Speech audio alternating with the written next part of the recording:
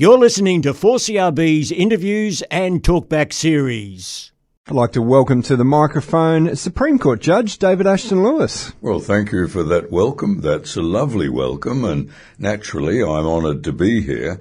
But before we start, I do want to say good welcome to my beautiful second son, Somerset, who is about to leave England on Monday to fly back to Australia for 3 months and then on to the United States.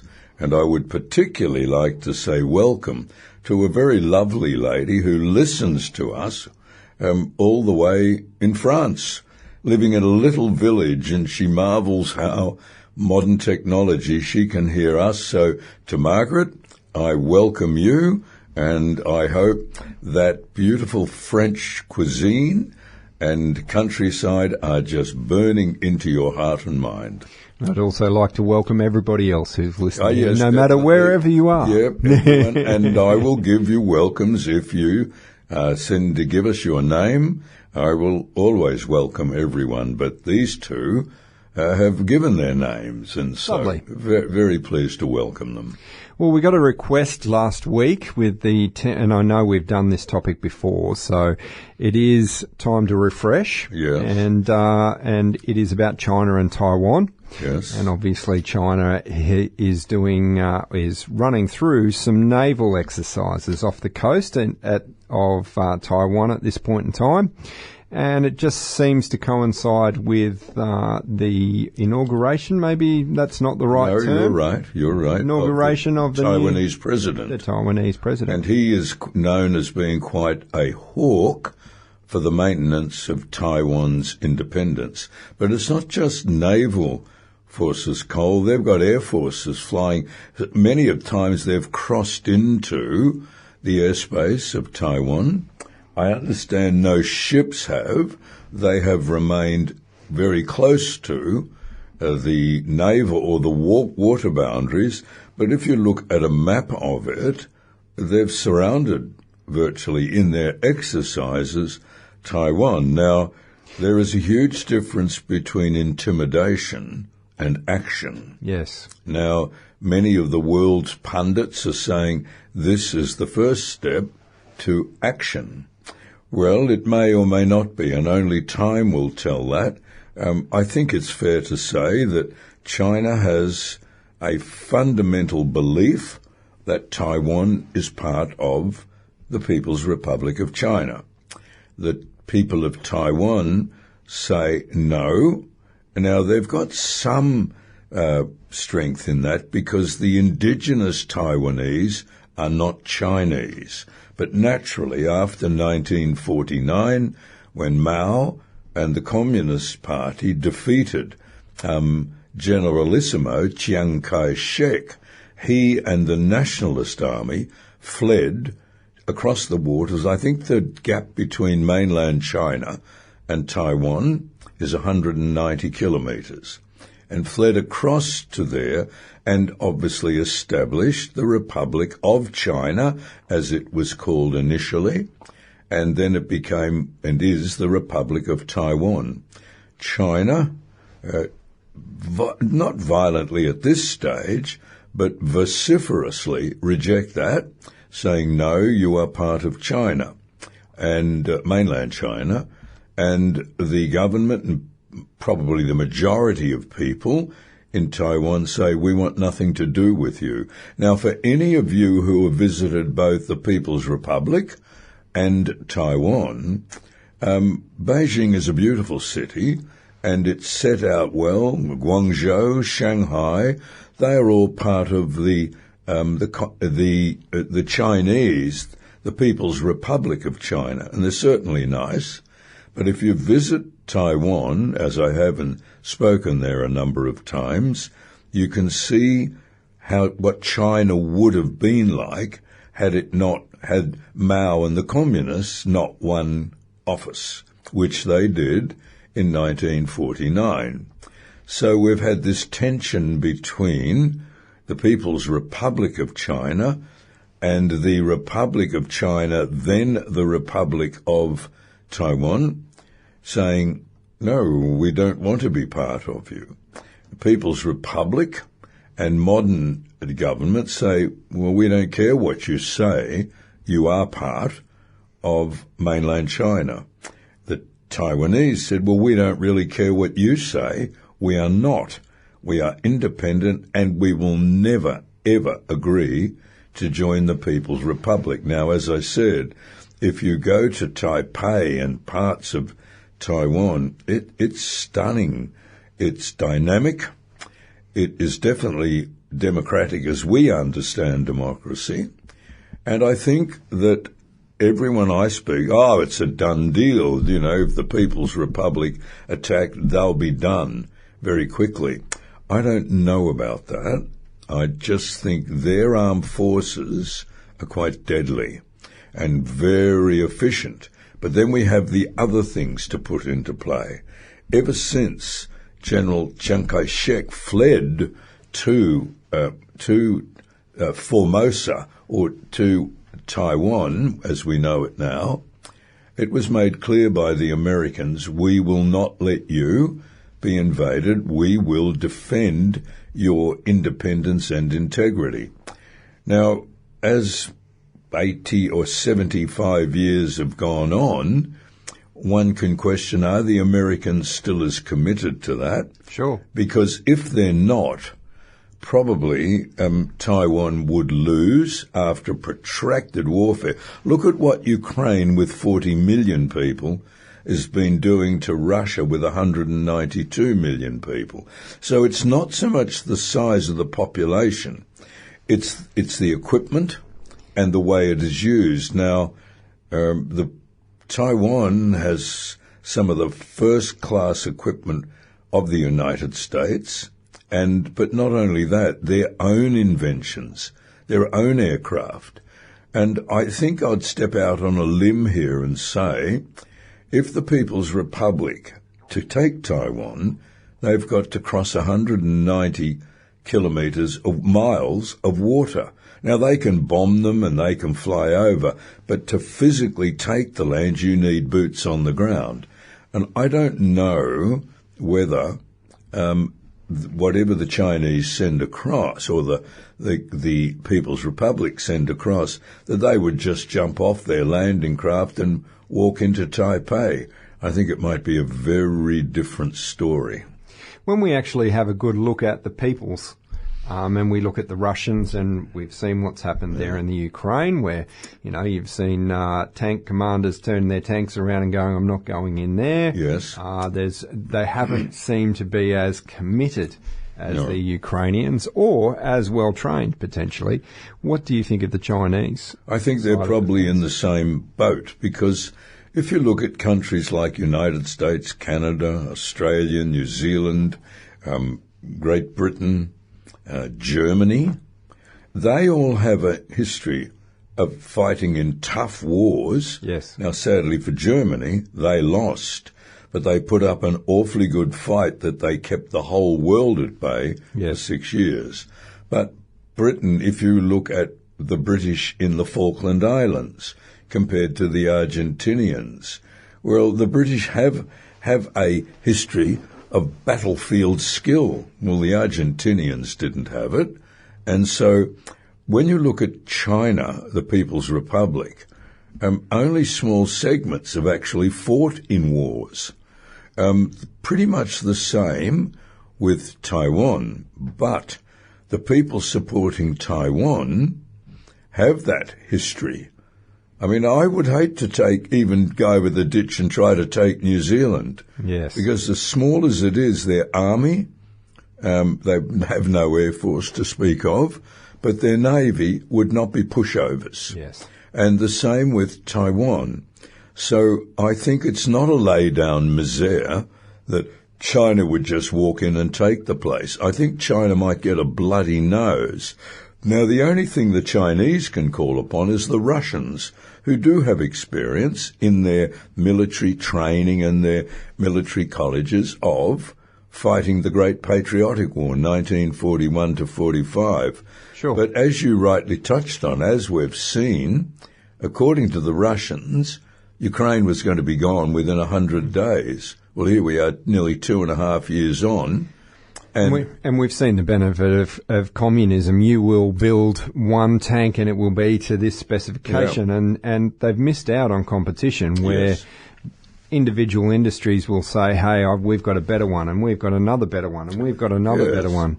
So their tanks haven't stood up to the technologies of the West. They haven't. And so while the Chinese military looks formidable, they have the biggest navy in the world, but my point is, how would a Chinese submarine go against a Taiwanese crewed American or German submarine?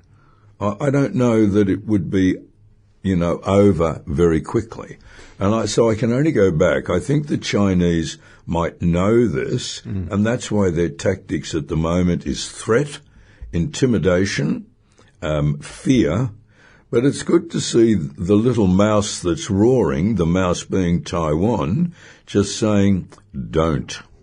Look, and it's funny, isn't it? The leaders may have these grandiose plans, and they may believe in the in communism or socialism. But do the people who are holding the guns have that same commitment? Well, if you look at the average Chinese citizen in People's Republic, they're probably happy. They're well off. They see the government as serving them. But then look at the average Taiwanese farmer or person. I think they would see, well, we have it far better.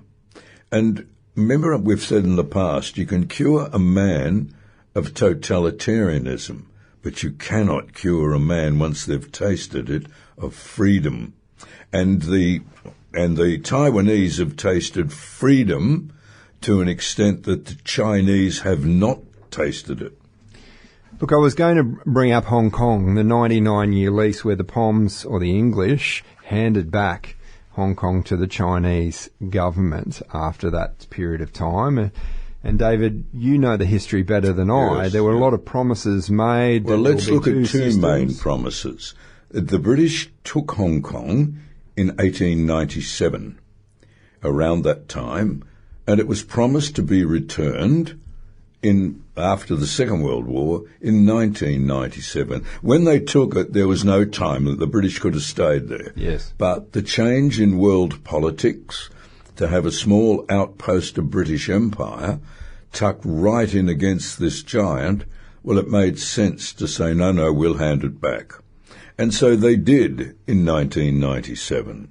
The Chinese, on their part, made a promise, no, we will respect the separate form of government, that parliamentary democracy that's in Hong Kong, and they broke that promise. Yes. They didn't. So therefore, look at this. You have two big countries making promises. One kept their promise, the other didn't. Now that party that didn't was the Communist Party of the People's Republic of China. It's a one-party state. So I wouldn't blame the Taiwanese for saying, we wouldn't trust you as far as we could kick you. Absolutely. And you're not going to just march into our land willy-nilly and take what you want. You might ultimately get it, but we'll kill millions of you before you do that. You might have to kill all 26 million of us, but you'll inherit a desert, because the other thing, Taiwan is a massively industrialized state. It is. The best, I think it's the major superconductor exporter in the world. We get a lot of our great semiconductors as well as a lot of our electronics from Taiwan. And so that's why I say I'd put a Taiwanese F-16 or F-35, two state-of-the-art modern fighter aircraft, up against, I've forgotten what the name, but the Chinese have now making their own. I think they start with the prefix J, a J-25 or whatever. They are formidable aircraft, but again, in the hands of a Taiwanese trained fighter pilot who has the benefit of being trained by Americans, British, even Australians, countries that have fought in major wars and gathered intellectual property and learning from those. The Chinese haven't. So I think, far as standoff missiles, far as dog fighting, I'd put my money more on a Taiwanese fighter pilot. Now, I might be simplifying this a little too much, but I'm going to put it out there that so the agitation or the tension between the two countries, is this stemmed from a civil war that never really finished? I think that's a good way to put it, because Chiang Kai-shek might have been defeated. It got to a point where he had to hop over the strait. He had to go to then Formosa. But he never surrendered. His armies never surrendered. They just got beaten, if you like, on mainland China. And Mao never pursued over into what is now Taiwan.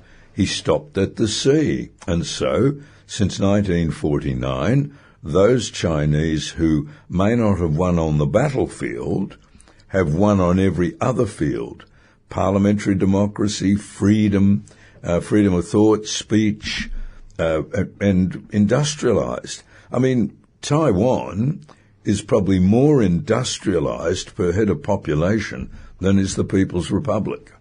Look, we all get along in the world, so it would seem. There are a few rogue states that just want to, are aggrieved or arrogant might be a better term in certain circumstances. China is obviously one of those who seems to want to throw their might around, their money around. And well, remember we've talked about... States. Yes. Sorry, I apologise for cutting you off, but we've talked about the 4 or the 3 volumes of Xi Jinping's writings is saying, not in an aggressive or threatening way, but China is a major member of the body of nations. Sure. And we shouldn't always be dominated, which we have been, by the developed Western nations. There is a Chinese way of doing things, and we will do it.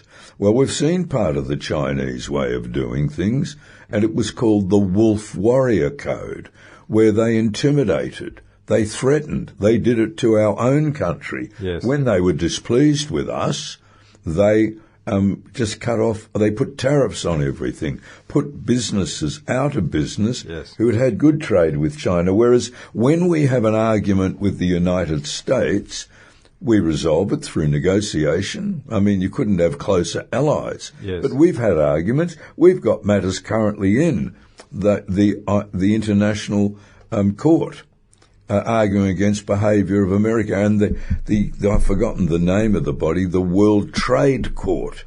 We've argued that Americans have put unnecessary tariffs on our beef. Sure. Because the Americans want to protect their own beef industry, but Australian beef is premier. Yes. And so we're dealing with that through not intimidation, and pretty hard for us to intimidate the Americans, easy for them to intimidate us, and they haven't.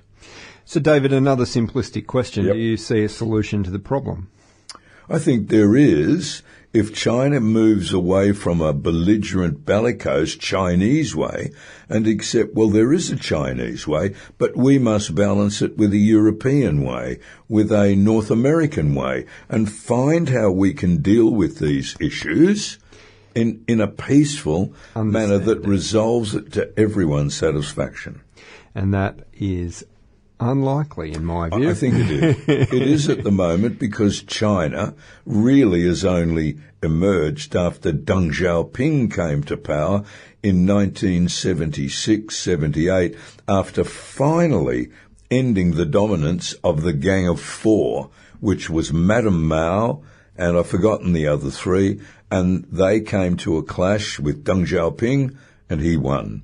Right. And his great statement that we've spoken of in the past was that for China to grow and prosper, we must join the world, not live with behind closed doors, and now you might say to Mr. Xi Jinping, and not intimidate and try to change the world. There is a Chinese way, yes, but there's also a European way. And where they come into conflict, not through belligerence and Belt and Road nonsense, because that's what that was and is. I notice no one talks about that now. No. But Belt and Italy, the only European nation to embrace it, have rejected it. Because I think it'd be fair to say Belt and Road is letting your potential enemy come in and live amongst you and spy. We have this problem in Australia. How many of the Chinese students who are here are really plants of the Chinese espionage, their secret service, who are here watching and listening? And we saw it about 3 or 4 years ago when we did have these high tariffs put on us. There would be Chinese students in Australia speaking against the tariffs, and you notice these enigmatic figures, also looking like Chinese students, going around and seeking to silence that talk. Well, you'd say to them, this is Australia, mister. It's not Beijing. And they can stand up and say whatever they like, provided they don't break Australian law. Couldn't care less about Beijing or China law, and they will be in trouble if they go back, so maybe they might choose not to go back. All right, David, we're at the end of the program. Summing up? Well, I think it's a watching brief, isn't it? I don't think we're yet on the verge of World War III, but I think we have to be observant of China's behaviour, particularly towards Taiwan, not towards us anymore. They have, for whatever reason, they are withdrawn virtually all of those tariffs, so our wine, our food, and all their claim that our meat was contaminated just seems to have fallen away.